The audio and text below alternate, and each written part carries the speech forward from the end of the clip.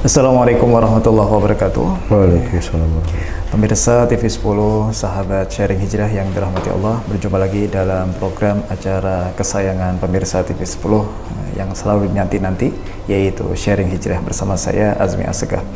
Nah, pada acara sharing hijrah ini kami selalu mendatangkan bintang tamu yang insya Allah bisa berbagi kisah perjalanan hijrah dari saudara kita.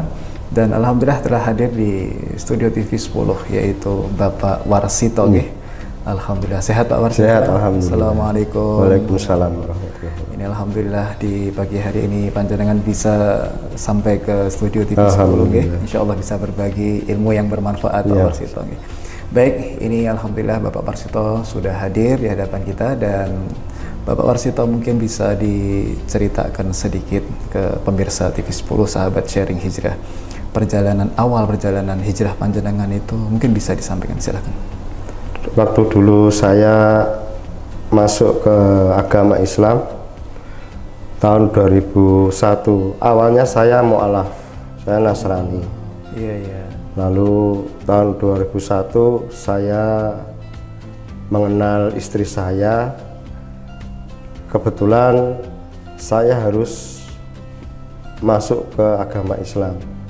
Dari situ saya mengenal agama Islam, dan sedikit demi sedikit dengan dipandu istri saya mulai belajar untuk mengenal seperti apa agama Islam. Ya, ini menarik sekali. Ya, waktu itu saya sebelum punya anak saya belum pernah mengenal masjid. Lalu setelah istri saya mau melahirkan, saya memohon sama Allah untuk diberikan anak perempuan. Baik. Dan akhirnya dikabulkan sama Allah, dan saya berjanji apabila saya diberikan anak perempuan saya akan mengerjakan sholat. Dan ternyata lahir anak saya yang pertama perempuan. Dan itu Pak Warsito penuh keyakinan kepada Allah ya. Dan setelah itu saya baru mulai belajar untuk mengenal sholat. Baik Pak Warsito, tadi luar biasa sekali panjenengan menyinggung sedikit ya perjalanan panjenengan menikah. Setelah menikah panjenengan semakin yakin kepada Allah atas kebesaran Allah Ta'ala. Mungkin bisa diceritakan sedikit awal sebelum panjenengan mohon maaf, maksudnya ketika panjenengan mengenal istri itu mengenalnya di mana itu Pak, kalau boleh tahu? Itu istri saya itu kan masih tetangga. Oh, tetangga. Setelah itu panjenengan menikah. Ya, baik. Bagaimana keluarga panjenengan dan panjenengan menyikapi ini istri waktu itu muslimah ya? Muslimah. Baik. Bagaimana panjenengan menyikapinya itu? Kehidupan saya itu sebetulnya sebelum saya mengenal masjid itu, Mas. Berliku-liku, kadang makan, kadang tidak makan. Baik. Akhirnya saya dituntun sama teman untuk mengenal masjid dan melaksanakan ibadah sholat. Tapi waktu itu saya belum mengetahui tata cara berwudu, tata cara sholat. Akhirnya saya dituntun sama teman, diajari untuk cara melaksanakan sholat berjamaah di masjid. Dan ternyata begitu saya masuk di masjid, saya merasakan kehidupan saya itu lebih berbeda, Mas. Iya. Setiap saya berdoa itu Allah selalu mengabulkan.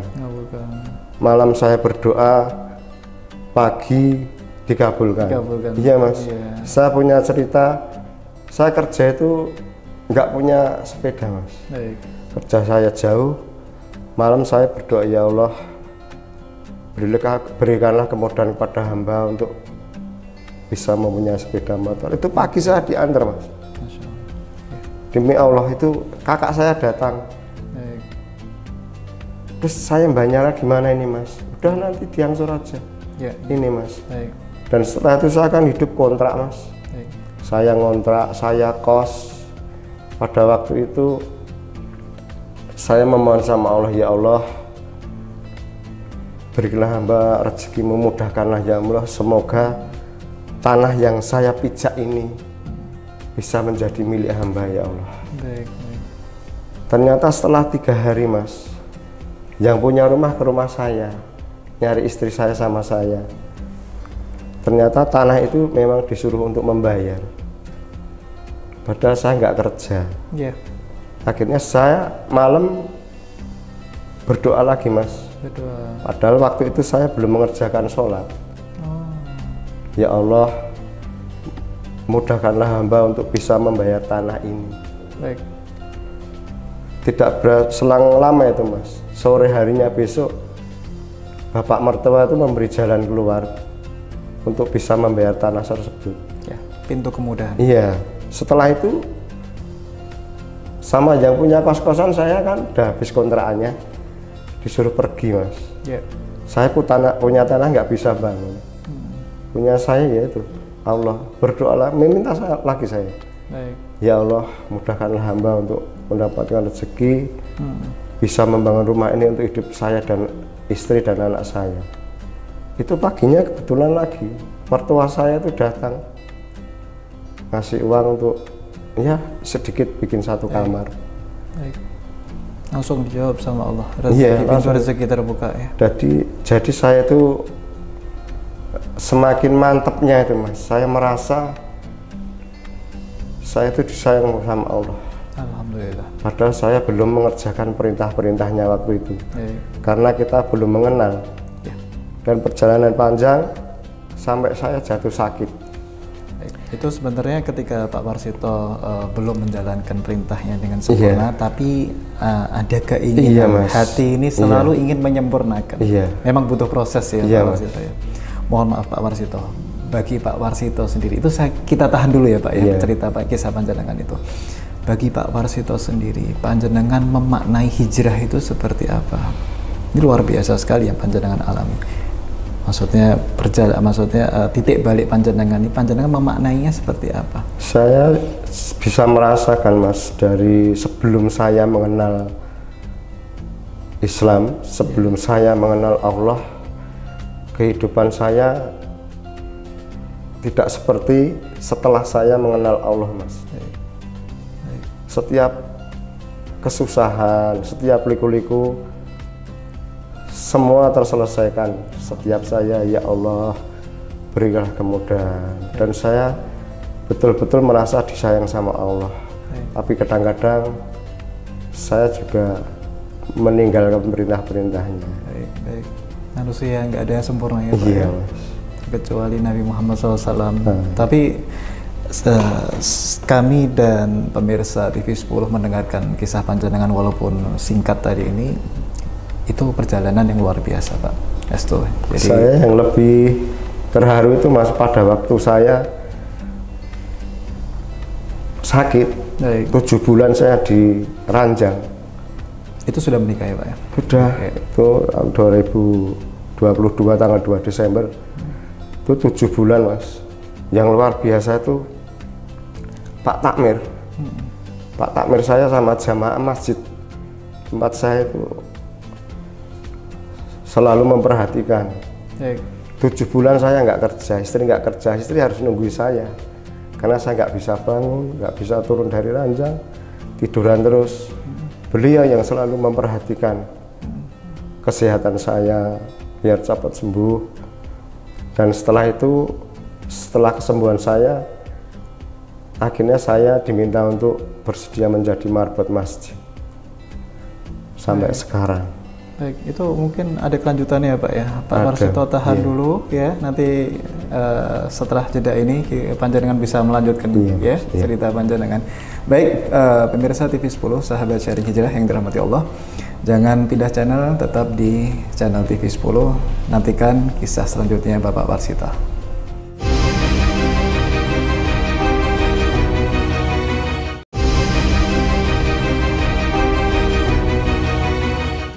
Baik sahabat Sharing Hijrah yang dirahmati Allah, kita akan lanjut bincang-bincang kita dengan Bapak Warsito. Yes. Bapak Warsito. Baik, Bapak Warsito. Tadi panjenengan menjelaskan panjenengan berjumpa takmir, salah satu takmir. Nah, bisa dilanjut Pak. Beliau itu luar biasa, Mas. Di waktu saya susah, baru sakit, sedangkan kadang-kadang keluarga aja tidak memperhatikan, tapi beliau Pak Takmir dan jamaah masjid itu begitu memperhatikan dan memperlihatkan kasih sayangnya sesama jamaah. Baik. Jadi buat saya memang agama Islam itu luar biasa. Baik. Penuh agama, penuh kasih sayang, saling membantu, Penuh rahmat ya Pak. penuh Baik. rahmat. Iya ya. Jadi saling mengingatkan dalam Iya. kebaikan, dalam kesabaran, ya. Lalu di samping takmir mungkin ada orang-orang yang salah satunya seorang istri, peran istri Terutama juga yang paling saya, utama ya. Mas. Istri yang luar biasa. Istri saya selalu mengingatkan kalau subuh itu setiap jam-jam sholat beliau selalu mengingatkan, dan kebetulan di masjid saya itu muadzinnya belum ada malu-malu, jadi saya harus meninggalkan kerja memang supaya Menghidupkan azan harus ada yang azan. makmur masjidnya Iya. ya Pak ya. Luar biasa. Saya muadzin di Masjid Al-Ma'ruf itu, dan harapan saya bagi yang muda-muda harusnya bersemangat Baik. untuk melanjutkan generasi-generasi yang Baik. muda.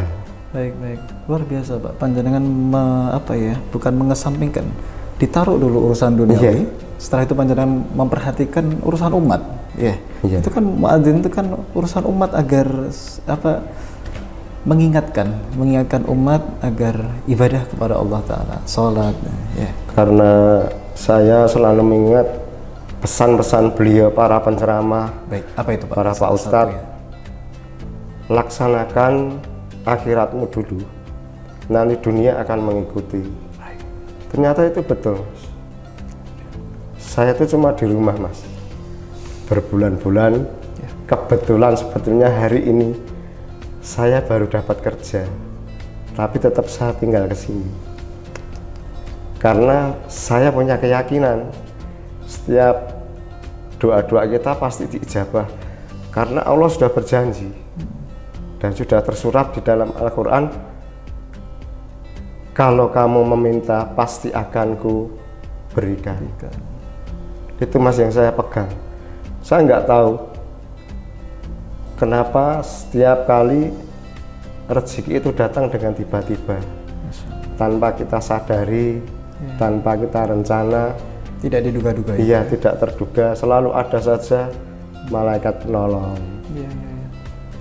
Luar biasa, dan rezeki yang sangat-sangat luar biasa yaitu mendapat pendamping hidup yang selalu mengingatkan panjenengan. Istri saya luar biasa, Mas. Di saat saya sedang susah, beliau, istri saya selalu mencukupi semuanya. Luar biasa. Itu kalau misal kita tarik ke belakang, misal flashback sedikit Pak, sebelum panjenengan menikah, hati panjenengan mungkin ingin semakin baik, maka Allah hadirkan seorang istri yang solehah. Jadi itu rezeki, sama-sama rezeki Pak. Iya, Mas. Panjenengan dapat rezeki, istri juga dapat rezeki. Maka rumah tangganya insya Allah sakinah ya Pak ya, mawaddah warahmah. Amin. Lalu Pak Warsito setelah menjalani proses hijrah ini, setelah istri, takmir, juga sahabat-sahabat juga mensupport panjenengan juga ya, teman-teman, rekan kerja, atau mungkin sahabat panjenengan gitu. Teman-teman saya juga, Mas, juga, selalu ya? Kalau ada acara pengajian mereka selalu menghampiri, ayo Mas berangkat. Mereka selalu memberikan motivasi, selalu mengingatkan, menyemangati untuk selalu tidak meninggalkan sholat. Paling utama itu. Baik. Pak Warsito, kami dengar-dengar panjenengan ada jiwa seninya juga ya. Nah, mungkin panjenengan bisa menceritakan sedikit Pak. Itu sebetulnya dari orang tua. Baik. Dari bapak saya, dari ibu saya. Kebetulan istri juga dari SMKI. Baik. Tapi dari sisi ini, Mas, saya masih bingung. Dalam arti saya itu di musik, saya masih mencari-cari boleh apa enggak sebetulnya dari sisi agama. Kalau memang nggak boleh, saya akan tinggalkan.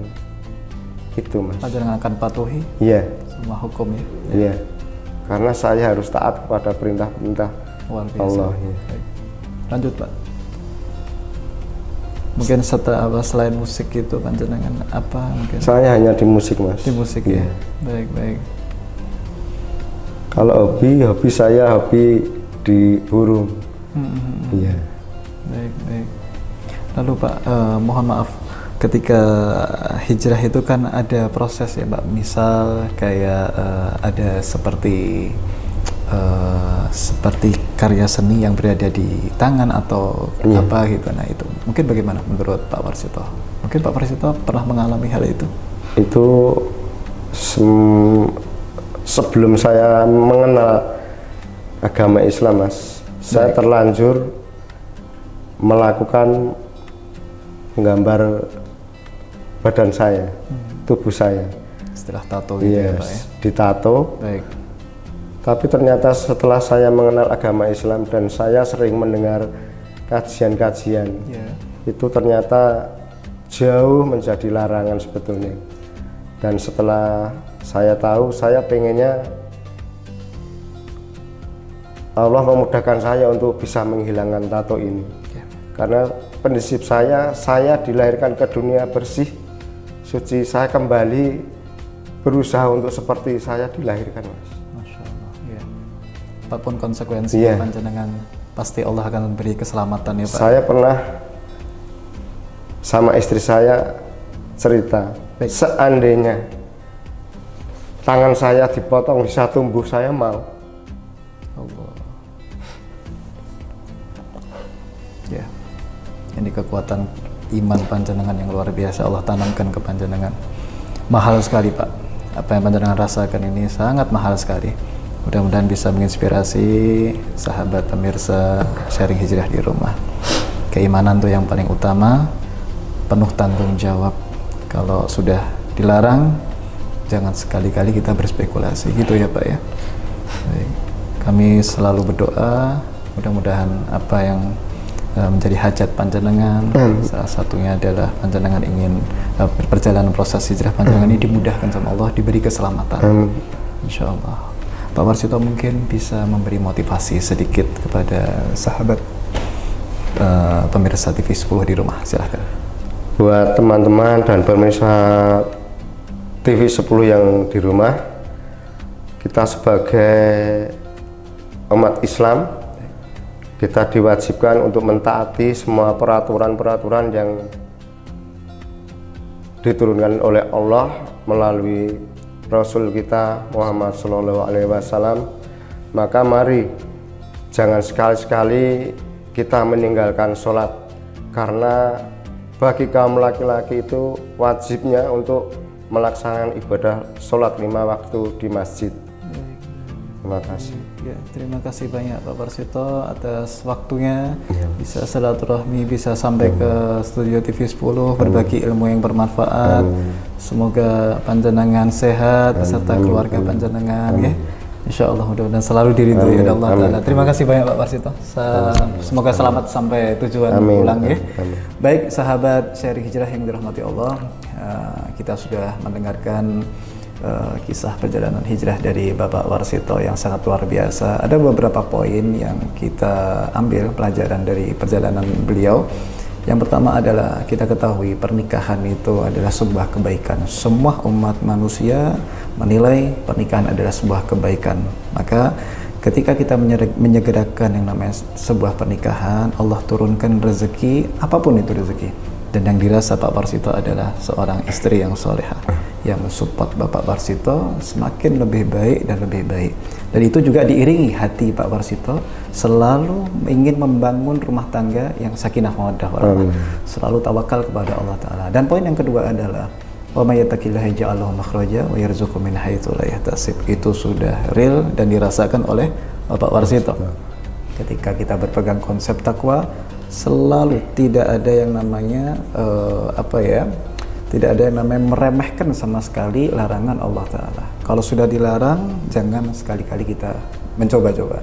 Kalau sudah ada perintah, segerakan. Maka kalau sudah seperti itu berpegang konsep takwa, maka insya Allah akan diberi rezeki dari jalan yang tidak diduga-duga. Cukup sekian program sharing hijrah pada kesempatan kali ini bersama Bapak Warsito. Saksikan sharing hijrah di episode selanjutnya hanya di TV 10. Wassalamualaikum warahmatullahi wabarakatuh.